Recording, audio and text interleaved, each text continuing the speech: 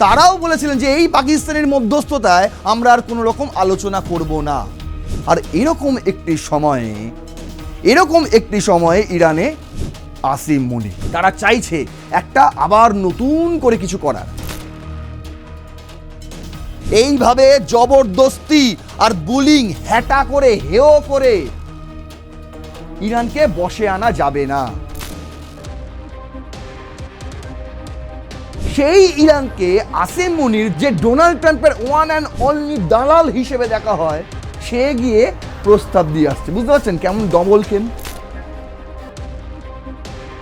Iran এই Mecca জোটের অন্তর্ভুক্ত হয়ে যায় তাহলে কিন্তু সৌদি আরবিয়া এবং ইরান আরো কাছাকাছি চলে আসবে।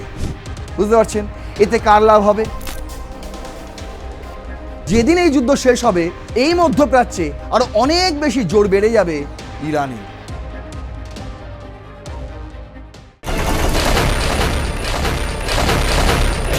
হঠাৎ কেন ইরানে পাকিস্তানি সেনাপ্রধান ফিল্ড মার্শাল আসিম মুনির? যেই সময় খোদ জম্মু কাশ্মীরে দাঁড়িয়ে ভারতে নিযুক্ত মার্কিন রাষ্ট্রদূত সার্জিও গর বলেন Kashmir is a important part of India. ঠিক সেই সময় তেহরান সফরে আসিম মুনির, যে সময়ে খোদ ডোনাল্ড ট্রাম্প তিনি বলছেন যে আমরা ইরানের সঙ্গে আর কোনো আলোচনা চাই না, আর কোনো রকম টেবিলেও বসতে চাই না।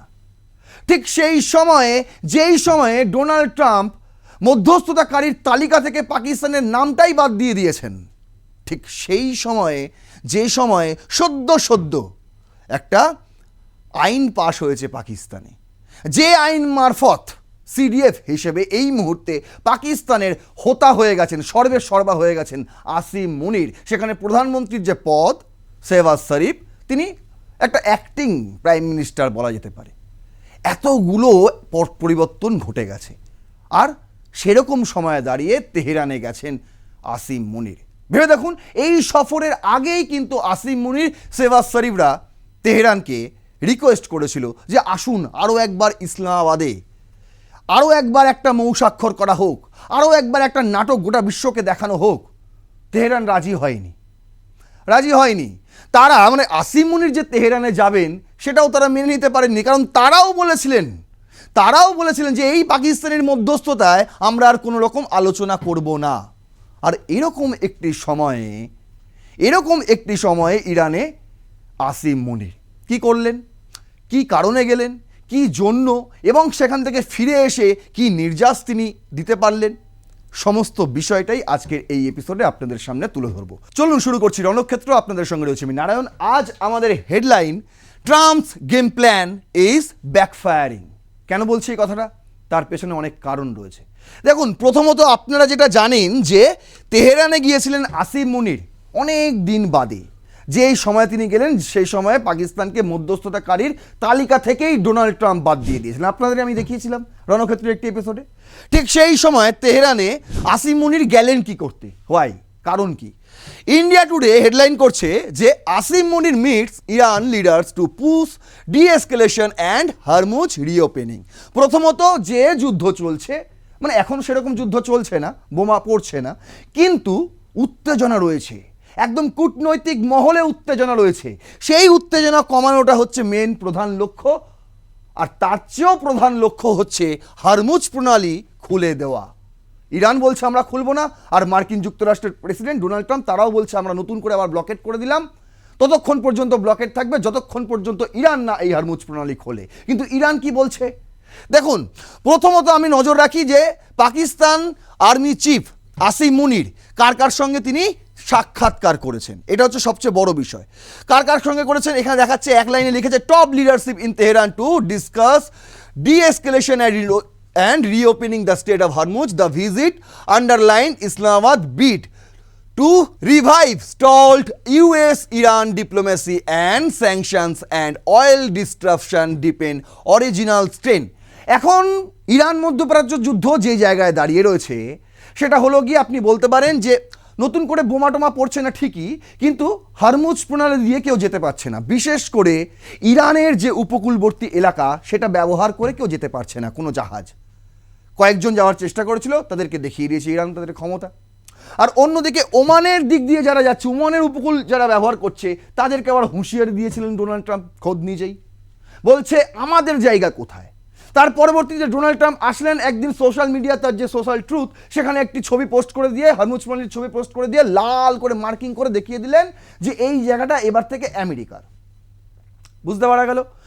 এবার মূল লক্ষ্য হচ্ছে এখন সেটাই যে হরমুজ প্রণালী খুলতে হবে, যদি না খোলে তাহলে দিনকে দিন ক্রুড অয়েলের দাম যেভাবে বাড়ছে সেভাবে বাড়তেই থাকবে। এখানে দুটি প্যারাতে মেন কিছু তথ্য আপনাদের সামনে আমি তুলে ধরছি। দেখুন, বলছে Pakistani army chief field marshal Asim Munir held talks with Iran's top leadership in Tehran on measures to prevent any further escalation in the West Asia conflict and to reopen the Strait of Hormuz. According to Pakistan military, Munir, accompanied by Interior Minister Mohsin Naqvi, completed a day-long visit that Islamabad said was part of its effort to help break the deadlock in the ongoing Iran-US conflict. তারা চাইছে একটা আবার নতুন করে কিছু করার। পূর্ব ভারতের নির্ভরযোগ্য স্বাস্থ্য পরিষেবা, হাজার শয্যাযুক্ত হাসপাতালে আধুনিক চিকিৎসা, গৌরীদেবী হসপিটালস। আপনার সুস্থতা আমাদের কর্তব্য। যখন ডোনাল্ড ট্রাম্প এসে বলল আমাদের হরমুজ প্রণালী এই জায়গাটা হচ্ছে এবার থেকে ইউএস এর নতুন টেরিটরি, তখনই কিন্তু আসিম মুনির সেবাজ শরীফরা ইরানের প্রতিনিধিদের মানে একটা চাপ সৃষ্টি করছে মার্কিন যুক্তরাষ্ট্র, আর পাকিস্তান মাঝখান দিয়ে হাত ঢুকিয়ে বলছে এবার আসো, আলোচনার টেবিলে আসো, কারণ চাপ তো রয়েছে তোমাদের ওপর, যদি না আসো তাহলে আরও চাপ খাবে। এমন অবস্থা দাঁড়িয়ে মহসিন নকভিকে বগল দাবা করে, যে মহসিন নকভি বগল দাবা করে এশিয়া কাপ নিয়ে চলে গেছিল, সেই মহসিন নকভিকে বগল দাবা করে আসিম মুনির গেছেন তেহরানে, কথা বলছেন টপ লিডারশিপের সঙ্গে। কার কার সঙ্গে মিটিং করেছেন? During the visit Munir met Iranian president Masoud Pezeshkian, প্রথমত রাষ্ট্রপতি, ইরানের যে প্রেসিডেন্ট রয়েছে পেজেশকিয়ান, তার সঙ্গে সাক্ষাৎ করেছেন। আর Mohsen Rezaei, the supreme leader's representative and the supreme national security council, যার যে কিছুদিন আগেই তাকে এই পদে নিযুক্ত করেছে ইরানের সুপ্রিম লিডার, সেই বিষয়ে আমি আপনার পূর্ণ একদম তথ্য তুলে ধরে আপনাদের আমি একটি এপিসোড দিয়েছিলাম, সেটা অবশ্যই দেখে নেবেন। এই সেই মহসিন রেজাই, যার সঙ্গে এই মুহূর্তে ইরানের যে সুপ্রিম লিডার মোস্তফা খামেনির একদম ঘনিষ্ঠ সম্পর্ক, ডান হাত বলতে পারেন মশাই। তারপর দেখুন, বলছে পার্লামেন্ট স্পিকার মোহাম্মদ বাগের গালিবাফ, এই হচ্ছে সেই বাগের গালিফা, আপনারা চেনেন, তার সঙ্গে বৈঠক করেছে। আর করেছে foreign ministry Syed Abbas Araghchi, যে আরাকচি এই প্রতিনিধি দলের একজন সদস্য ছিলেন এবং প্রতিদিন তিনি ইসলামাবাদে যেতেন। সেই সময় একটা সময় ছিল যে সময় আলোচনা চলছিল আসিম মুনির যেরকম তেহরানে ডেলি প্যাসেঞ্জারি করতেন, এই আব্বাস আরাকচিও ইসলামাবাদে ডেলি প্যাসেঞ্জারি করতেন। ওমানেও তিনি গেছেন এই আলোচনার জন্য। অ্যান্ড ইন্টেরিয়র মিনিস্টার এসকান্দার মোমেনি এবং ইরানের যে স্বরাষ্ট্রমন্ত্রী রয়েছে, হোম মিনিস্ট্রি রয়েছে, সেই মিনিস্টার এসকান্দার মোমেনি, তার সঙ্গেও সাক্ষাৎ করেছেন আসিম মুনির এবং Mohsin Naqvi. The military set comprehensive discussion focused on the step to prevent further escalation and the reopening of the Strait of Hormuz and the speedy end of the conflict. খুব দ্রুত এই যুদ্ধ শেষ করাই হচ্ছে মূল লক্ষ্য এবং হরমুজ প্রণালী খুলে দেওয়াই হচ্ছে এর মূল লক্ষ্য। কত ভালো কাজ করছে পাকিস্তান, সাধুবাদ জানাতে হয় আসিম মুনিরকে। তিনি এই সদ্য সিডিএফ অনেকদিন আগেই হয়েছিলেন, কিন্তু এই প্রথমবার তিনি পাকিস্তানের সর্বেসর্বা হয়ে গেলেন। আর তারপর তিনি তেহরান সফরে গিয়ে মানে একটা বিশাল কিছু করার চেষ্টা করছেন, যেটা এর আগে আপনারা দেখেছেন জুন মাসে একটা মৌসাক্ষর করেছিল, যে এই মৌসাক্ষর 60 দিন পর্যন্ত সময় দিয়েছিল, অন্তর্বর্তীকালীন 60 দিন পর্যন্ত সময় দিয়েছিল, 7 দিন পর্যন্ত টেকেনি। বুঝতে পারলেন না? 60 ডেজ সময় ছিল, সেটা 7 ডে পর্যন্ত টেকেনি, এমনই মৌসাক্ষর করেছিল। আবার একটা এরকম কিছু করার চেষ্টায় রয়েছে, আবার একটা নাটক গোটা বিশ্বকে দেখানোর চেষ্টায় রয়েছে। কিন্তু সেই নাটক কি?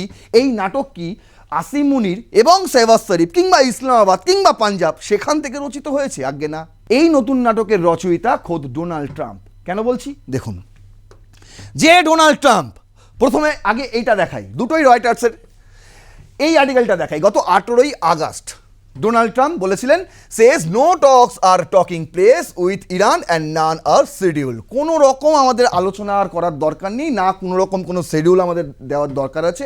তার কারণ তিনি ট্রুথ পোস্টে লিখেছিলেন, there are no talks or conversation going on or schedule with the Islamic Republic of Iran, the naval blockade remains in full force and effect. The Hormuz Strait open and operating. All water mines have been removed for detonated. আমি একদম পুরো তার পোস্টটা তুলে ধরেই আপনাদের আমি দেখিয়েছিলাম গত 18ই আগস্ট তিনি যখন এই পোস্ট করেছিলেন যে আমরা সমস্ত মাইন, ইরানের পোতা সমস্ত মাইন তুলে দিয়েছি, আমরা আমাদের জন্য মানে আমাদের মিত্র দেশের জন্য হরমুজ প্রণালী খুলে দিয়েছি, আর আমরা ইরানের সঙ্গে আর কোনো রকম কথাবার্তা বলতে যাব না, কোনো আলোচনায় যাব না, কোনো নির্ধারিত সূচিতেও আমরা আবদ্ধ থাকবো না। আর সেই ডোনাল্ড ট্রাম্পই নাকি আপনি দেখেছেন তেহরানে আসিম মুনির গেছে, সেই আসিম মুনিরকে এক সপ্তাহ আগে ফোন করে তেহরানে যাওয়ার রিকোয়েস্ট করেছিলেন এই ডোনাল্ড ট্রাম্প। কেন জানেন? আপনার পুজো পৌঁছে যাক বিশ্বের দরবারে। প্রতি বছরের মতো এবারও আর+ নিউজ নিয়ে এলো শারদাঞ্জলির সেরা সম্মান 2026। অংশ নিতে সকাল 10টা থেকে সন্ধে 6টার মধ্যে সরাসরি যোগাযোগ করুন আমাদের অফিসে অথবা কল করুন 9836323248 এই নম্বরে। শারদাঞ্জলি শুধুমাত্র আর+ নিউজে। লজ্জায় মাথা নত হয়ে যাবে ডোনাল্ড ট্রাম্পের। এই কথাটা যদি আপনাদের আমি পুরোটা বলি, বলছে কি Pakistan's Munir spoke to Trump ahead to Tehran visit, sources says. Reuters করছে মশাই, এই খবর রয়টার্স করছে, মানে যা তা সংবাদ মাধ্যম নয়। তারা কি লিখছে? US president Donald Trump spoke with Pakistan's army chief Asim Munir last week ahead of Munir trip to Tehran on Monday. গত সোমবার গিয়েছিল। অ্যাকর্ডিং টু 3 পাকিস্তানি সোর্সেস, 3টে পাকিস্তানি সূত্র বরাত দিয়ে রয়টার্স বলছে যে এই তেহরানে যাওয়ার জন্য আসিম মুনিরকে পরামর্শ দিয়েছিলেন খোদ ডোনাল্ড ট্রাম্প। কেন দিয়েছিলেন, কি কারণে? যে ডোনাল্ড ট্রাম্প এতদিন বলছিলেন যে ইরানের সঙ্গে আবার কোনো আলোচনা হবে না, কোনো আমরা টেবিলে ফেবিলে বসবো না, কোনো নির্ঘণ্টও এখনও তৈরি হয়নি, সেই ডোনাল্ড ট্রাম্প আসিম মুনিরকে ফোন করেছিলেন এবং করে বলছেন যে যাও তেহরানে যাও। কেন মশাই, কি কারণে? এর পেছনে অনেক ঘটনা রয়েছে। প্রথমত আমি বলবো, এই যে ফোনের কথাটা রয়টার্স লিখেছে, এই ফোনটা হচ্ছে দ্বিতীয় ফোন। প্রথম ফোনটা আসিম মুনিরের কাছ থেকে ডোনাল্ড ট্রাম্পের কাছে গিয়েছিল ঠিক তখন যখন সার্জিও গর, যিনি জম্মু কাশ্মীরে এসে বলেছিলেন Jammu and Kashmir is a important part of India, ঠিক তখন যখন ইসলামাবাদে নিযুক্ত ইউএসডি অ্যাফেয়ার্স তাকে ডেকে, একজন মহিলা তাকে ডেকে ডিমার্স করেছিল পাকিস্তান, সেই সময় আসিম মুনিরও ডোনাল্ড, বলা হয় না ডোনাল্ড ট্রাম্প আসিম মুনির একদম কাঁধে কাঁধে বন্ধু, বিশাল বন্ধু, বুঝতে পারছেন? লাঞ্চ ডিনার সবেতেই তাকে নিমন্ত্রণ করা হতো। আর সেই সময় তখন বন্ধু ডোনাল্ড ট্রাম্পকে ফোন করে আসিম মুনির বলেছিলেন দাদা কি হচ্ছে এটা, হোয়াট ইজ দিস, এটা কি মেনে নেওয়া যায়? তখন বলছে, আর আপনি অন্যদিকে ইরানের যে মধ্যস্থতাকারী হিসেবে সবার নাম নিলেন, পাকিস্তানের নাম নিলেন না। বুঝতে পারছেন গোটা বিশ্বজুড়ে আমাদের কি অপমান হচ্ছে। এক তো বলছে জম্মু কাশ্মীর ভারতের, আবার আপনি বলছেন ইরানের মধ্যস্থতাকারীতে পাকিস্তানের নাম নেই। আরে কোথায় যাবো মশাই, আমাদের এইভাবে তাচ্ছিল্য করে কেউ?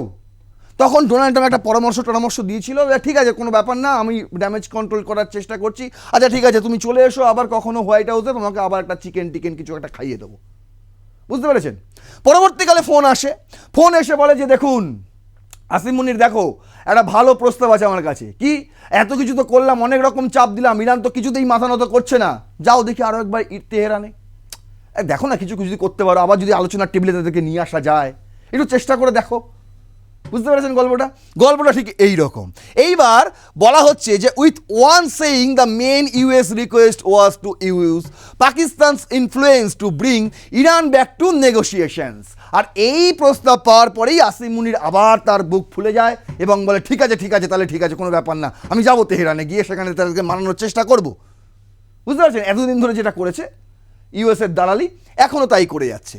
বলছে কি Trump last week warned of economic consequence against any country that provided any type of lifeline to Iran. মনে আছে নিশ্চয়ই? ট্রাম্প বলেছিল যে ইরানকে সমর্থন করবে, সাপোর্ট করবে, তাদের সবার উপর আমি অর্থনৈতিকভাবে তাদেরকে আমি পঙ্গু করে দেবো, এমন তেমন কিছু একটা হুমকি টুমকি তিনি দিয়েছিলেন। কাকে দিয়েছিলেন? কারা হেল্প করছে ইরানকে? কারোর জানতে বাকি নেই। হতে পারে চীন এবং রাশিয়া, তাদেরকেই তিনি এই বার্তা দিয়েছিলেন। আর চীন রাশিয়াকে বার্তা দিতে পারলে ভারতকেও কিছুটা কায়েম করা যায়, সেখান থেকেও একটি পাল্টা চাল তিনি ভেবেছিলেন। বলছে as he seeks to isolate the Islamic Republic, Iran has in turn vowed to shut down all oil export from the Gulf. এই জিনিসটা করে তিনি ইরানকেও আইসোলেট করার চেষ্টা করেছিলেন, কিন্তু ইরান সেই সময় পাল্টা চাল খেলে দিয়েছিল। উপসাগরীয় অঞ্চলগুলিতে তার তেল আর রপ্তানি করছিল না, পুরোপুরি বন্ধ করে দিয়েছিল। নাও এবার কি করবে করো। যখন সব দিকের দরজা বন্ধ করে দেয়, যতবার আপনি দেখেছেন ডোনাল্ড ট্রাম্প এসে বুক ফুলিয়ে বলেছে এবার আমরা এই করে দেবো, এবার আমরা সেই করে দেবো, এবার একটা সভ্যতা ধ্বংস করে দেবো, এবার কিছু একটা পরমাণু ফেলে দেবো, যতবার তিনি যত হুমকি দিয়েছেন, ঠিক তার পরের মুহূর্তে গিয়েই তিনি আবার পেছন ফিরে দাদা প্লিজ কিছু করে দেখান না, এই রিকোয়েস্ট তার মুখ থেকে পাওয়া গেছে। এবারও তাই, ব্যতিক্রম কিছু হয়নি। কিন্তু দেখুন সপাটে জবাব দিয়েছে ইরান, বলছে বারবার এই নাটক আমরা সহ্য করব না। দ্য টাইমস অফ ইন্ডিয়া করেছে কি, must correct its tone, Iran's Pezeshkian's warn US against concern and bullying in Munir meet. Asim মুনিরকে ভালো এসছেন, ঠিক আছে, ভালো কথা, চা বিস্কুট খান, আলাপ পরিচয় করুন, আচ্ছা ঠিক আছে লাঞ্চ টাঞ্চ করবেন করুন, অনেক আপ্যায়ন করেছে। ওতে আপনার বাড়িতেও যদি কোনো আত্মীয় আসে আপনি তাকে চেনেন না ভাবুন, আর আসিম মুনিরকে যারা চেনে এরা তো মধ্যস্থতা করেছে। আপনি যদি কেউ মানে আপনার আত্মীয় আপনি হয়তো চেনেনও না, আপনার বাড়িতে এসেছে, আপনি তাকে খাওয়াবেন না? খাওয়াবেন, অবশ্যই খাওয়াবেন, কিন্তু খাওয়ানোর পাশাপাশি ধমকিও দিয়ে দিয়েছেন। কিরকম ধমকি? পেজেস্কিয়ান ইরানের প্রেসিডেন্ট, তিনি বলছেন মাস্ট কারেক্ট ইটস টোন। কার? ইউএসএর। আসিম মুনিরকে সরাসরি বলছে মার্কিন যুক্তরাষ্ট্রের সুর বদলাতে হবে, বুঝতে পারছেন? এইভাবে জবরদস্তি আর বুলিং, হ্যাটা করে, হেয় করে ইরানকে বশে আনা যাবে না, ইরান এভাবে মাথা নত করবে না। এই কথা তো বলেছেন ইরানের প্রেসিডেন্ট মুনিরকে। তিনি তো আরও অনেকজনের সঙ্গে দেখা করেছেন, যেরকম এই মুহূর্তে মোস্তফা খামেনির রিপ্রেজেন্টেটিভ মহসিন রেজাই, তার সঙ্গেও সাক্ষাৎকার করেছেন। ইরনা লিখছে, রেজাই বলেছে US has to take practical step, মানে বাস্তবসম্মত পদক্ষেপ করুক মার্কিন যুক্তরাষ্ট্র, আমেরিকা। এমন কিছু তিনি যাতে না করে যে আজকে এটা বলে ফেললাম কালকে সেটা করতে পারলাম না, এরকম তারা প্রতিনিয়ত হুমকি চমকি দিতে বারণ করো, তিনি ডিরেক্ট বলেছেন আসিম মুনিরকে। আর অন্যদিকে গালিবাফ ইরানের পার্লামেন্টের স্পিকার, তিনিও বলেছিলেন আসিম মুনিরকে যে Iran to pursue US compliance with Mou terms. Ghalibaf বলছে যে করেছিলেন না জুনে ইসলামাবাদে মৌ স্বাক্ষর হয়েছিল, 14টি শর্ত ছিল, ওই শর্তগুলো গিয়ে বলুন মার্কিন যুক্তরাষ্ট্রকে মানতে, তারপর আমরা আলোচনার টেবিলে বসবো। বুঝতে পারছেন? এই হয়েছে মেন গল্প। আবার অনেকে বলছেন যে আসিম মুনির এক ঢিলে দুই পাখি মারার চেষ্টা করেছিল। সফর একটাই ছিল তেহরানে, একদিকে যেমন মার্কিন যুক্তরাষ্ট্রকে খুশি করতে হবে সেই জন্য গিয়ে সেখানে তাকে চাপ দেওয়া হয়েছিল রীতিমতো আসিম মুনিরকে, যে তুমি যদি পারো এটা করে দেখাতে, তাদেরকে যদি ইরানের প্রতিনিধিকে আবার যদি আলোচনার টেবিলে ফিরে নিয়ে আসতে পারো, তাহলে কিছু একটা ভেবে দেখবো, হয় সার্জিও গর যেটা বলেছে সেটা নিয়েও আমরা ভেবে দেখবো। বুঝতে পেরেছেন? সেই চাপেই তো আসিম মুনির ইরানে গিয়ে এদেরকে মানানোর, একসঙ্গে কতগুলো নেতার সঙ্গে দেখা করেছেন মশাই, বুঝতে পারছেন? এখানে তো 3 জনের বক্তব্য আমি দেখালাম, আরও 2 জনের সঙ্গে তিনি সাক্ষাৎ করেছেন, সবার সঙ্গে গিয়ে এককভাবে, বুঝতে পারছেন? কারোর সঙ্গে, সবার সঙ্গে এক বৈঠকে নয়, এককভাবে, সিঙ্গেলভাবে, ইন্ডিভিজুয়ালি, একবার এর সঙ্গে বৈঠক করেছেন, একবার ওর সঙ্গে বৈঠক করেছেন, একবার তার সঙ্গে বৈঠক করেছেন। বুঝতে পারছেন মতলবটা তার কি ছিল? আর এখান থেকে শোনা যাচ্ছে তিনি নাকি আরও একটি মতলব সেখানে অ্যাপ্লাই করেছিল। কি সেই মতলব? ওই যে হয়েছে না মেক্কা জোট, সৌদি, তুরস্ক, পাকিস্তান মিলে যেটা করেছে, বলা হচ্ছে নাকি ইসলামিক ন্যাটো, যেখান থেকে আমি প্রশ্ন তুলেছিলাম যদি ইসলামিক ন্যাটোই হয়ে থাকে তাহলে ইরান কেন নেই? হ্যাঁ, অনেকে বলেছিলেন ইরান তো শিয়া দেশ, আর এই 3টে দেশ হচ্ছে সুন্নি দেশ, তো এই সুন্নি মুসলিমদের ন্যাটো আপনি বলতে পারেন। কিন্তু শোনা যাচ্ছে নাকি এর আগে আমি বলেছিলাম আপনাদের যে বাংলাদেশও নাকি এই ন্যাটোতে আসার একটা ইচ্ছা প্রকাশ করেছে, কতদূর কি হবে আমি জানি না। কিন্তু এই যে সফর, তেহরান সফরেও নাকি আসিম মুনির ইরানকে এই প্রস্তাব দিয়ে এসেছে।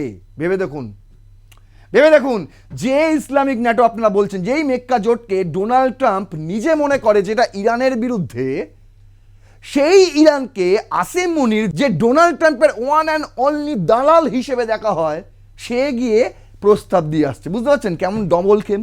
পূর্ব ভারতের বৃহত্তম শিক্ষা campus Gouridevi institute of medical sciences and hospital. Visit করুন www.jims.in। পাকিস্তান সারা জীবন ডবল গেম খেলে গেল, সেই জন্য দেশটার আজকে এই অবস্থা। বুঝতে পারছেন? আমি বলছি না, দেখুন নিউজ 18 করেছে যে ইরান ইজ ইসলামিক ন্যাটো বলে বড় একটা জিজ্ঞাসা চিহ্ন দিয়েছে। তারপর বলছে Mecca pact could reshape West Asia but here's why India will be watching closely. অবশ্যই আমাদের এটা দেখা উচিত। দেখুন নিউজ 18 নিজে থেকে করেনি এই খবর, আর বানিয়েও করেনি এই খবর।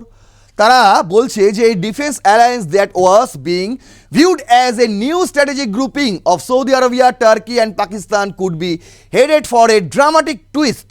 হ্যাঁ বটে, ড্রামাটিক টুইস্ট বটে। Iran has repeatedly been invited to join the newly form Mecca joint defence agreement according to a report by Al Mayadeen, citing a senior Iranian official. একজন সিনিয়র ইরানিয়ান অফিসারের বরাত দিয়েই যে খবর ছাপা হয়েছে আল মায়াদিনে, সেই তথ্যই তুলে ধরে নিউজ 18 খবর করে বলছে যে এবার হতে পারে মেক্কা জয়েন্ট ডিফেন্স এগ্রিমেন্টে ইরানও জয়েন করতে পারে। করবে কি করবে না সেটা পরের কথা, কিন্তু এই করার যে প্রস্তাব, সেই প্রস্তাব ইরানের কাছে নিয়ে গেছেন ইতিমধ্যেই আসিম মুনির। আর কি বলছে দেখুন, বলছে however the reported invitation has not yet been officially confirm by the Iran foreign ministry, Saudi Arabia, Turkey or Pakistan yet. যদিও ইরান এবং সৌদি আরবিয়া এবং তুরস্ক এবং পাকিস্তানের কোনো অফিসিয়াল সোর্স এই খবর এখনো পর্যন্ত কনফার্ম করেনি। কিন্তু বলছে the if the report eventually confirmed that Tehran accept it would be a remarkable development। যদি এই খবর কনফার্ম হয় আর যদি তেহরান এই মেক্কা জোটে অংশগ্রহণের জন্য রাজি হয়ে যায়, তাহলে সেটা হবে এই মুহূর্তে দাঁড়িয়ে মধ্যপ্রাচ্যের জন্য তো একটি বড়সড় ধামাকাদার বিষয় একটা হবে, সিদ্ধান্ত তো হবেই। আর রিমার্কেবল ডেভেলপমেন্ট হবে গোটা বিশ্ব জুড়ে, রিমার্কেবল ডেভেলপমেন্ট হবে এই দক্ষিণ এশিয়াতেও। কিভাবে? প্রথমত ইরান অ্যান্ড সৌদি আরবিয়া, তাদের একটি সুন্নি দেশ একটা শিয়া দেশ মানলাম, কিন্তু দুটোই তো মুসলিম কান্ট্রি। আর এই দুটো কান্ট্রির যে বিরোধ, যে সংঘর্ষ, যে যুদ্ধ মনোভাবাপন্ন মানসিকতা, এটা কোথা থেকে এসছে? কেন? এটা এসছে মার্কিন যুক্তরাষ্ট্র থেকে। ইরান পশ্চিমী আদব কায়দায় বিশ্বাস করে না, কিন্তু আরবকে, সৌদি আরবিয়া, তাদেরকে কিন্তু মার্কিন যুক্তরাষ্ট্রের সঙ্গে চলতে হবে। আর এখান থেকেই দুই দেশের মধ্যে বিরোধ শুরু। শিয়া সুন্নি তো রয়েছে, অবশ্যই রয়েছে, কিন্তু এটাও কিন্তু একটা বড়সড় কারণ। আর এর জন্য spend years of opposite sides of middle east. ভাবুন, মানে পারস্য উপসাগরের এপাশে ইরান, ওপাশে সৌদি আরবিয়া। আরে বন্ধুত্বপূর্ণ দেশ হওয়ার কথা ছিল, তার বদলে হয়ে গেল শত্রুভাবাপন্ন দেশ। এমন একটা জায়গায় দাঁড়িয়ে যে Middle East conflicts and only recently began rebuilding diplomatic ties, now the two could potentially find themselves under the same region security umbrella। এবার যদি ইরান এই মেক্কা জোটের অন্তর্ভুক্ত হয়ে যায়, তাহলে কিন্তু সৌদি আরবিয়া এবং ইরান আরও কাছাকাছি চলে আসবে। বুঝতে পারছেন? এতে কার লাভ হবে? এতে ইরানের তো লাভ হবেই, ভাবুন, ভেবে দেখুন, আমি আপনাদের বলেছিলাম একদম শুরুর দিকে, যখনও ইরান মাথা নিচু করছিল না, এখনও করেনি, তখনও করেনি, কারণ ডোনাল্ড ট্রাম্প ভেবেছিল হয়তো 20-22 দিনেই হয়ে যাবে, ভেনেজুয়েলার মতন হয়তো এক রাতেই হয়ে যাবে, সেটাও হয়নি, 20-22 দিনেও হয়নি, আজকে অনেকগুলো দিন কেটে গেল, তারপরেও হচ্ছে না, ইরান মাথা নত করছে না। তার কারণ কি? সেই সময় আপনাদের আমি বলেছিলাম যে ইরান কিছুতেই মাথা নত করবে না, তার কারণ যুদ্ধ যখন শুরু হয়েছিল তখন ইরানের হাতে কিছু ছিল না। ইরানের অভ্যন্তরেও কখন বিক্ষোভ মাথাচাড়া দিয়েছিল সুপ্রিম লিডারের বিরুদ্ধে। আর এই যুদ্ধ তাদের জন্য একটা বিশাল বড় অক্সিজেন হিসেবে কাজ করছে। আর আগামী দিনে যখন এই যুদ্ধ তো সারা জীবন চলে না, একদিন না একদিন তো শেষ হবেই। আর যেদিন এই যুদ্ধ শেষ হবে, এই মধ্যপ্রাচ্যে আরও অনেক বেশি জোর বেড়ে যাবে ইরানের, তখন ফিকে হয়ে যাবে মার্কিন যুক্তরাষ্ট্র। আর সেই পথই শুরু করতে চলেছেন এই মুহূর্তে আসিম মুনির। ভাবুন, ডোনাল্ড ট্রাম্প ভেবেছিলেন এক, আর হয়ে যাচ্ছে আর এক। এবার আমি আপনাদের বলি, সত্যি যদি ইরান এই মেক্কা জোটের অন্তর্ভুক্ত হয়, আপনি বলছেন, আপনি কেন হাসছেন মশাই, এটা তো ভারতের ক্ষতি। আগে না, ভারতের আরও লাভ রয়েছে। কি লাভ সেটাও আপনাদের দেখাচ্ছি। বলছে কি potential benefits for India, more stable West Asia. এই মুহূর্তে পশ্চিম এশিয়া যা অবস্থা সেটা অবশ্যই স্থিতিশীল হবে, এটুকু গ্যারান্টি দিয়ে বলা যেতে পারে। তার কারণ ইরানি সদস্যপদ যদি সত্যি ইরান সৌদি উত্তেজনা কমায় তাহলে উপসাগরীয় অঞ্চলে কম এবং স্থিতিশীল হবে। এতে ভারতীয় শিপিং, জ্বালানি সরবরাহ ও ব্যবসা বাণিজ্য উপকৃত হবে। হরমুজ প্রণালী ও আঞ্চলিক সংঘাতে কম বিঘ্ন ঘটলে ভারতের অর্থনীতির জন্য ইতিবাচক প্রভাব ফেলবে। আর অন্যদিকে আপনি যদি দেখেন চাহাবার এবং অন্যান্য কানেক্টিভিটি, সেক্ষেত্রে ভারত 2024 সালের মে মাসে চাবাহারের সহিত বেহেস্তি টার্মিনাল পরিচালনার জন্য 10 বছরের চুক্তি করেছে। এই বন্দর পাকিস্তানকে এড়িয়ে আফগানিস্তান ও মধ্য এশিয়ার প্রবেশের জন্য অত্যন্ত একটি গুরুত্বপূর্ণ বন্দর।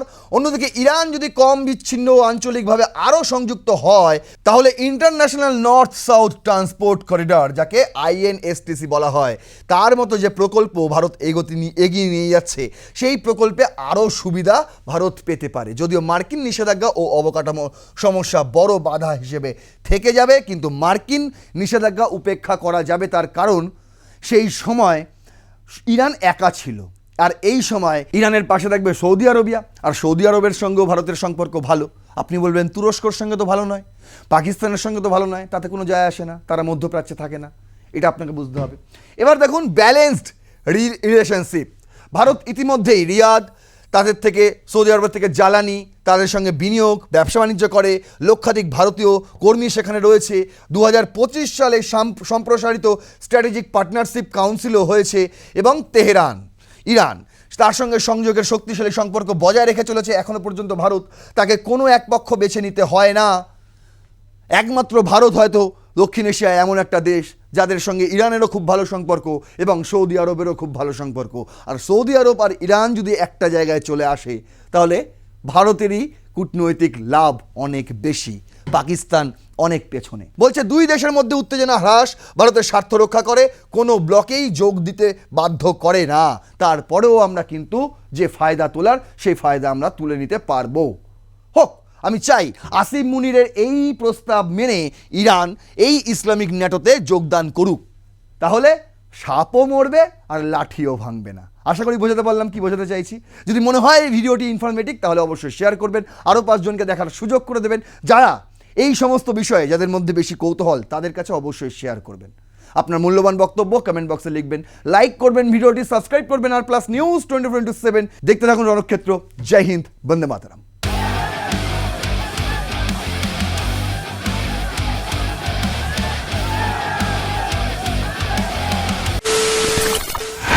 খবরের নামে প্রতিদিন সন্ধে আপনার ড্রয়িং রুমে কি শুধুই চিৎকার চেঁচামেচি খেয়ে আসে? বিতর্কের নামে চলে গালাগালি আর কাদা ছোড়াছুড়ি। এবার সময় পরিবর্তনের, কারণ আমরা কান ফাটানো চিৎকারে বিশ্বাস করি না। আমরা বিশ্বাস করি খবরের সত্যতায়। আমরা কোনো পক্ষের হয়ে গলা ফাটাই না, আমরা সাধারণ মানুষের হয়ে প্রশ্ন তুলি। চিৎকার নয়, শুধু খবর হবে যেখানে বিতর্ক আছে কিন্তু কুৎসিত ঝগড়া নেই। সঠিক তথ্য, বিশ্বস্ত খবর। নজর রাখুন আর প্লাস নিউজে।